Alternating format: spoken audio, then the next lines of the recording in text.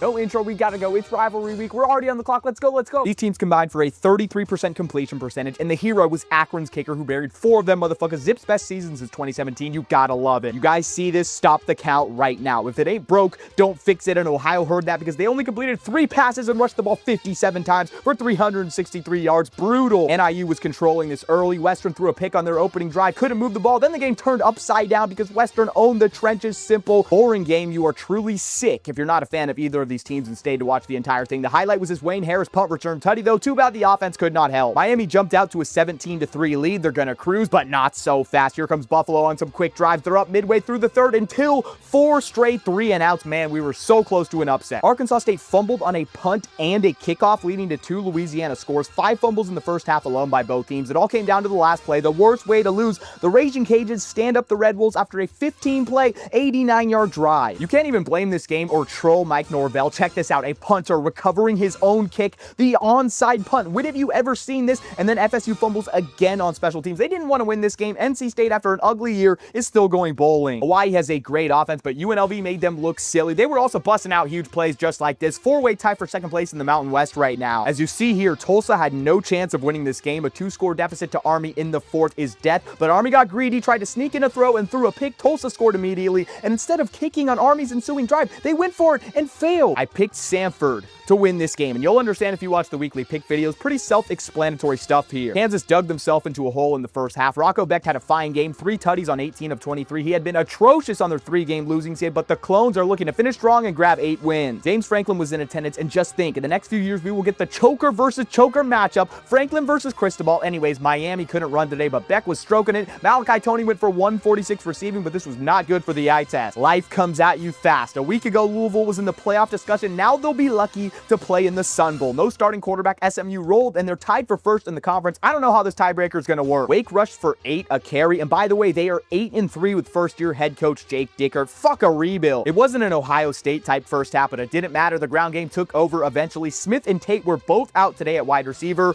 It's Michigan week now. Nothing else matters. Minnesota, 6-0 at home this year, 0-5 on the road. Just tough to see. Northwestern takes the lead after a 7-minute drive in the 4th with a field goal. Then the Gophers, after a big kickoff return, get into range, 40 yards to send it to OT. No, sir. Exactly how it was drawn up. Defensive slugfest, but not here with an 87-yard cat buster. That OU front was nasty again. They're an easy LSU win away from the CFP. 35-3, nothing too crazy, but UGA halted the brakes and stopped trying in the second half. At least it was an FBS team, right? Clean, old-fashioned hate is going to be cinema. If I was James Madison, the last team I'd want to face this week is Washington State. They've been on the verge of spoiling ranked teams all season long, and it almost happened, but JMU got saved by some massive plays. The 68-yard catch, the ICER 58-yard tutty run from Wayne Knight. Baylor was one of my picks to reach the Big 12 title game in the preseason. I just have to keep it real with you guys. Zona outscored the Bears 27-0 in the second half. This is the quietest 8-3 team in the country. Georgia Southern got their first touchdown with 2 minutes left in the 4th. I guess it's better than not scoring at all. ODU's quarterback Colton Joseph rushed for 189. When a QB goes nearly 200, the opponent is cooked. I know it was FCS Mercer, but Deuce Knight, freshman quarterback, in his first start had 401 total yards and 6 touchdowns. That Alabama defense is having nightmares considering their ass against mobile QBs. On Josh Allen jersey retirement night, Nevada breaks up the pass for the goal line stand, and there was no offense in this game. The Cowboys missed 2 field goals early on. The Wolfpack have won back-to-back for the first time in 100 years. Another thriller. Check out this 70-yard home run from Shamari Lawrence to tie, but that wasn't going to be enough because Kennesaw goes the length of the field, and check out this little back foot lob. That's nasty. Ball State showed some life this year, but a sad ending to their season. Toledo gave them belt to ass. Junior Vandergross had 2 long touchdown receptions. The Cardinals couldn't finish drives for their life. Seeing Alabama go for over 100 on the ground is crazy. They did 269. Nick Saban is somewhere smiling. It doesn't matter. Win and you're in. Iron Bowl at Jordan Hare at night. Eastern Illinois had 2 first downs. Marshall almost doubled App State's yardage. They should have won, but didn't because of 3 turnovers, including this game-ending fumble driving into App State territory. Both teams now need a win to go bowling. 1,268 yards of total offense. The quarterbacks went a combined 75 of 101 passing with 5 tutties. It was complete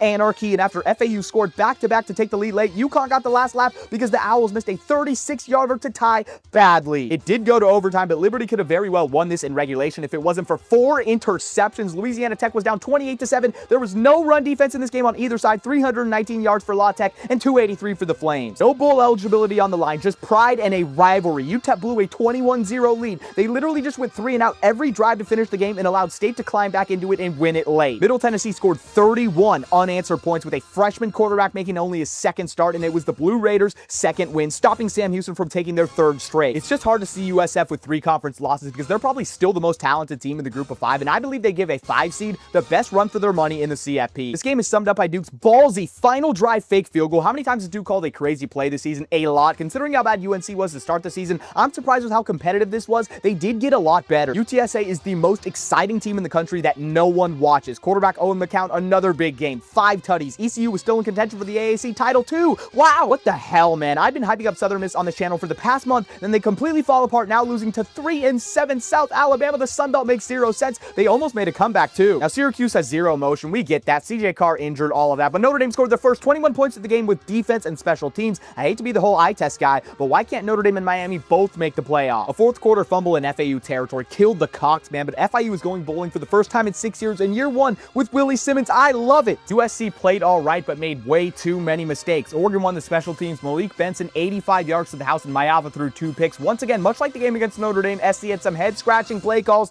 that even the broadcasters had to note. Oregon still has to win against Washington to fully secure their playoff spot. No one, and I mean no one, is rooting for Tennessee next week. We all want to see Vandy in the playoff throw. Pavia threw for 484 G's, throwing bombs and banging moms. It's not a Michigan State game if they're not losing in the most gut-wrenching way possible, letting the freaking Iowa Hawkeyes score 13 in the 4th and win on a field goal. I feel bad for the team who has to match up with the Hawks in a bowl game. Arch Manning, what do they put in your dirty Sprite before the game? 4 passing tutties, a rushing tutty, and a receiving one too. Oh wait, it's Arkansas. Tulane passed the last test before the American title game, 69-yard touchdown, and holy shit, NFL that kicker right now, Patrick Durkin, automatic from 50+. Spoiler, Houston is eliminated from the Big 12 race thanks to the ugliest game ever. TCU turned the ball over 4 times and won. Lots of 3 and outs from the Cougars and 2 4th quarter missed field goals buried them. Winning by 11 versus a 1-win team, probably not exactly what Troy fans were hoping to see, but everything is up for grabs next Saturday against Southern Miss. Winner faces JMU in the Sun Belt title. All right, while the highlights play, do we think Michigan should make the playoff with a win over Ohio State? I don't think they're going to. They need a lot of help because their resume isn't hot. They probably need Vandy to lose, Bama to lose, all those SEC teams. Game of the week, it's Utah. They play physical football. Surely K-State won't rush for 472 yards against them, right? Right, guys? Joe Jackson rushed for 293, 3 tutties and 12.2 a carry, but Utah kept up with their offense, and the game changer was on a PAT. How weird is that? Utah returned it for 2, which changed a lot of the future play calls. K-State had the last possession, but Johnson loses it with the pick. Absolute snooze fest. After a 14-0 lead in the second, the Cowboys went empty on their next 6 possessions. UCF got some big gainers like this touchdown right here. No matter how much I made fun of them this year, they're still in bowl contention. No. You're not going to put up a 50 burger and pretend like last week never happened. Cox, I am never letting that go. You're not slick. SEC Cupcake Week in-state rivalry special. Congrats to the Clemson Tigers for gaining bowl eligibility. Wait, wasn't this the preseason ranked number 4 and Joel Klatt's 2025 national champion? Sorry, I'm just hating on the whole state of South Carolina today. Texas State was always in control, a chill little win versus a 3-win team. Nothing really notable, but they must beat South Alabama next week to go bowling. With Pitt getting whooped by Notre Dame last week, to come and do this just shows the level the ACC is at right now. We know Georgia Tech's wins this season were very sus. I actually predicted this game, but Mason Heichel is the real deal. 18 years old, 17 of 22 tutties, and that D contained Haynes King. He did nothing on the ground. The whole state of Colorado is down in the trenches right now, man. Boise just ran through them on the blue turf, and their backup quarterback shined, but they're probably not going to the Mountain West title game. The Lobos outgained a Service Academy and won the time of the possession. They beat them in their own game. How about that? 8 wins, UNM's best season since 2016. What the fuck happened? How did Wisconsin turn it around like this, man? Wins against Washington, now Illinois.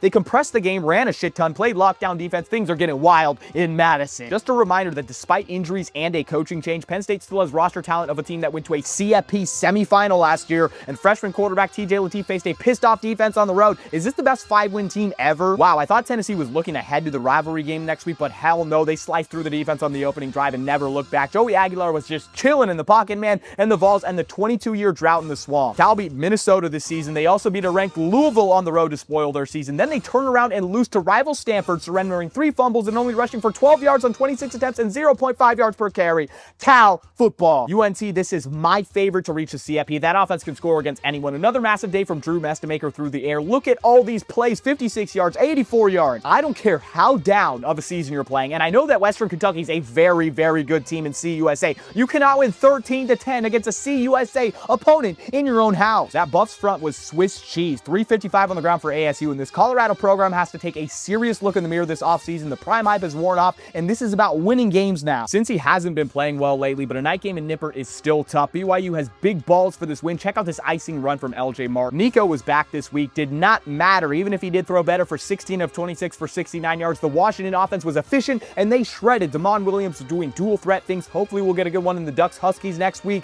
Last game in the Rose Bowl for UCLA. SDSU was going for 2 just for fun. Their defense was an absolute brick wall. Aztecs versus New Mexico with title implications next week is going to be sexy. Fresno State imploded today. So many penalties, 10 of them for almost 100 yards. Leading in the third quarter, the play calling was shit. Interception, punt, downs to finish the game, and Utah State took advantage. They are going bowling.